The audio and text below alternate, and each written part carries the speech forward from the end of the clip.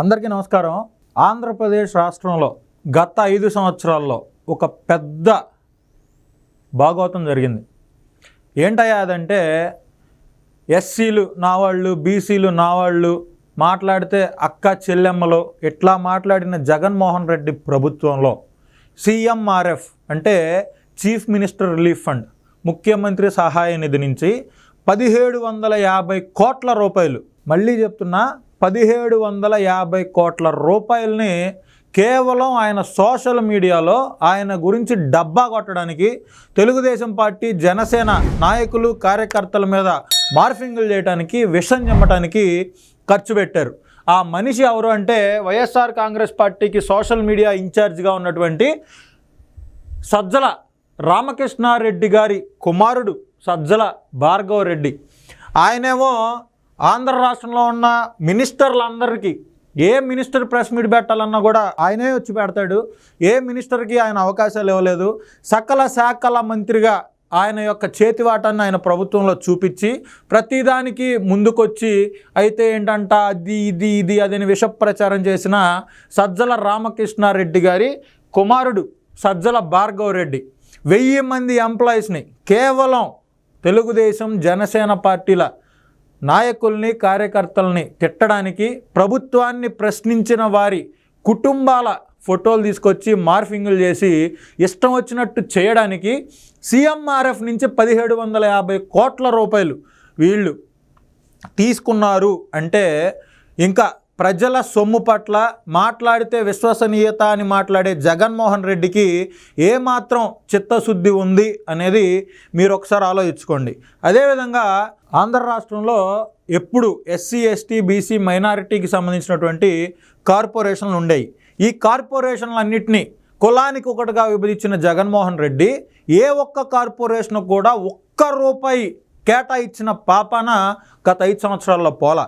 కానీ ఇప్పుడు 2019 నుంచి 24 వరకు అధికారంలో ఉండగా ఎవరికి ఎంత కాడికి అందితే అంత కాడికి దోచేసి తన అనుయాయులకి కట్టబెట్టాడు ఈ జగన్మోహన్ రెడ్డి. ఇంకా ఈయనకి ఎస్సీల పట్ల, ఎస్టీల పట్ల, బీసీల పట్ల, మైనారిటీల పట్ల ఏమాత్రం ప్రేమ ఉందో ఈ 1750 కోట్ల రూపాయలు సోషల్ మీడియాకి సిఎంఆర్ఎఫ్ నుంచి బదిలీ చేయడం ద్వారా, సిఎంఆర్ఎఫ్ డబ్బుల్ని ఈ సోషల్ మీడియాకి సంబంధించిన వాళ్ళు వాడుకోవడం ద్వారా 1000 మందితో అందరి మీద విషం చిమ్మిచ్చే కార్యక్రమానికి జగన్మోహన్ రెడ్డి, సజ్జల భార్గవ రెడ్డి ఇద్దరు కలిసి శ్రీకారం చుట్టారు. అంటే వీళ్ళు ఆంధ్ర రాష్ట్రాన్ని ఏం చేయాలనుకున్నారో, జనాలుని ఏ విధంగా చూశారో, అసలు పరిపాలన అంటే ఏంటో వీళ్ళకి తెలుసా తెలీదా అని చెప్పి నేను అడుగుతున్నా. సిఎంఆర్ఎఫ్ అంటే ఇప్పుడు కూటమి ప్రభుత్వం అధికారంలోకి వచ్చింది. ఎవరికి బాగోకపోయినా, ఎవరికి ఎక్కడ సహాయం చేయాల్సి వచ్చినా కూడా సిఎంఆర్ఎఫ్ నుంచి పేదలు, నిరుపేదలు, కుల మతాలకి అతీతంగా నిరుపేదలు ఎవరన్నా హాస్పిటలైజ్డ్ అయినా, హాస్పిటల్ నుంచి డబ్బులు విపరీతంగా ఖర్చు పెట్టుకొని ఆర్థికంగా చితికిపోయినా, ఎవరన్నా అకస్మాత్తుగా మరణించినా, ఎక్కడన్నా ప్రకృతి విపత్తులు సంభవించినా వాళ్ళందరినీ ఆర్థికంగా తోడ్పడడానికి, వాళ్ళందరికీ అండగా నిలబడడానికి వాడేటువంటి సిఎంఆర్ఎఫ్ డబ్బుల్ని, ప్రజలకి ఖర్చు పెట్టాల్సిన డబ్బుల్ని 1000 మంది అరాచకవాదులందరినీ పెట్టుకొని వాళ్ళ కోసం 1750 కోట్లు అంటే దాదాపుగా సంవత్సరానికి 350 కోట్ల రూపాయలని ఆంధ్ర రాష్ట్ర ముఖ్యమంత్రి గారి ఖజానా నుంచి వాడుకున్నారంటే వీళ్ళు ఎంత దౌర్భాగ్యులో, ఎంత నికృష్టులో మీరు ఒక్కసారి ఆలోచించండి. ఇదంతా ప్రజలకి పనికొచ్చే పని ఏమన్నా చేశారా వీళ్ళు ఆ 1750 కోట్ల రూపాయలతో అని మీరు ఆలోచిస్తే, తెలుగుదేశం పార్టీ గొంతుగా వినిపించే వాళ్ళందరి కుటుంబాల మీద మార్ఫింగ్ ఫోటోలు వేయటం, వాళ్ళని విపరీతంగా దూషించడం, జనసేన పార్టీకి సంబంధించి ప్రభుత్వాన్ని ప్రశ్నించే వాళ్ళందరి మీద మార్ఫింగ్ ఫోటోలు, వాళ్ళందరినీ విపరీతంగా దూషించడం. వర్రా రవీంద్ర రెడ్డి అనేటువంటి వ్యక్తి కావచ్చు, ఇంటూరి రవికిరణ్ అనేటువంటి వ్యక్తి కావచ్చు, ఇలా ఒకళ్ళు ఇద్దరు కాదు కొన్ని వందల మందిని రిక్రూట్ చేసుకొని వాళ్ళందరినీ డబ్బులు ఇచ్చి మేపి ఆడవాళ్ళ మీదకి అసభ్య పదజాలంతో దూసుకుపోవడానికి, అసభ్య పదజాలంతో ఆడవాళ్ళని నైతికంగా హింసించడానికి మాత్రమే వీళ్ళు ఈ 1750 కోట్ల రూపాయలు ప్రజాధనాన్ని దుర్వినియోగం చేసిన విషయాన్ని మీరందరూ గుర్తుంచుకోవాలి. అదేవిధంగా 14 లక్షల కోట్ల రూపాయల పెట్టుబడులు తెచ్చామన్న జగన్మోహన్ రెడ్డి ఒక్క రూపాయి పెట్టుబడి ఆంధ్ర రాష్ట్రంలో పెట్టిన పాపాన పోయాడా? ఎవరి చేతన్నా ఒక్క కంపెనీని తీసుకొచ్చిన పాపాన పోయాడా?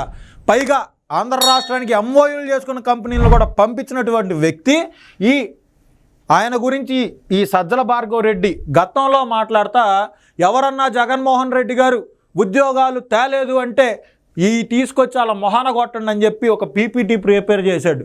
ఆ పీపీటీ అంతా అబద్ధాలు. ఇలా అబద్ధాలు ప్రచారం చేయడం కోసం 1750 కోట్ల రూపాయల డబ్బులు ఖర్చు పెట్టారు. అంటే వీళ్ళు అధికారంలో ఉండి ప్రజల ధనంతో ఏ విధంగా విన్యాసాలు చేశారో, ప్రజాధనాన్ని ఏ విధంగా దుర్వినియోగం చేశారో, ప్రజలని కీలుబొమ్మలు చేసి అధికారాన్ని వాడుకొని ఏ విధంగా ఆర్థికంగా డెవలప్ అయ్యారో, ప్రజాధనాన్ని ఏ విధంగా లూటీ చేశారో మీరందరూ గమనించాలని మనస్ఫూర్తిగా కోరుకుంటున్నా. నమస్కారం. Please subscribe to Leo news for more videos.